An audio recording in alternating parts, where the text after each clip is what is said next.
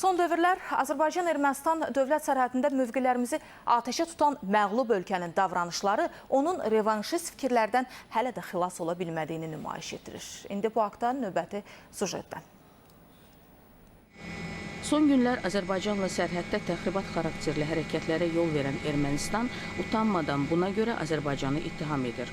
Azərbaycanın irəli sürdüyü sülh sazişinə dair 5 şərti çətinliklə də olsa qəbul edən İrəvanın bu son addımları heç bir ağla və məntiqə sığmayan düşünülməmiş siyasətin tərkib hissəsidir. Xüsusilə kommunikasiyalarla bağlı mühüm proseslərin müşahidə olunduğu hazırki şəraitdə törədilən təxribatlar müəyyən gedişlərin qarşısını almaq cəhdi kimi qiymətləndirilə bilər.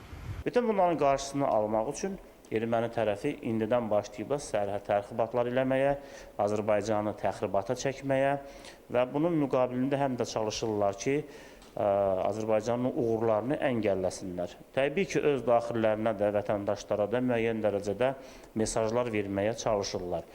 Əslində, artan təxribatlar nəinki İrəvanın prosesi ləngitməsi, eyni zamanda daxili auditoriyada yaranan qəzəbin yatırılması kimi də dəyərləndirilə bilər. Bir neçə ay davam edən və ölkəni cənginə alan kütləvi etirazlar fonunda Azərbaycanın timsalında yenidən düşmən obrazı yaratmaq və nəzərləri yayındırmaq əslində Ermənistan hakimiyyətinin həmişəki adətidir. Ermənistan sülh gündəliyindən yayınmağa çalışaraq, sərhəddə gərginlikləri yaradaraq alternativ gündəlik formalaşdırmağa çalışır özü üçün. Lakin bunu müəyyən qədər Ermənistana revanşist qüvvələri ilə bağlaya bilərik. Onların proseslərə təsir imkanlarının aradan qaldırılması ilə yaxın gələcəkdə sülh gündəliyi daha da inkişaf elətdirilə bilər. Ardı arası kəsilməyən məkirli planların Ermənistan üçün hansı nəticələr verəcəyi isə 2-ci Qarabağ müharibəsindən bəllidir.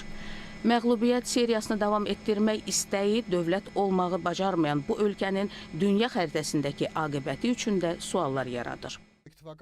Bir gün dediyi ilə ertəsi gün söylediyi ziddiyyət təşkil edən, hər məqamda siyasi savadsızlıq nümayiş etdirən Paşinyan hakimiyyətinin sülh prosesini ləngitmək cəhdləri heç bir nəticə verməyəcək. İrəvan gec-tez anlamalıdır ki, Azərbaycanın diktə etdiyi şərtlər nəinki region üçün, həmçinin Ermənistanın özü üçün də xilas yoludur.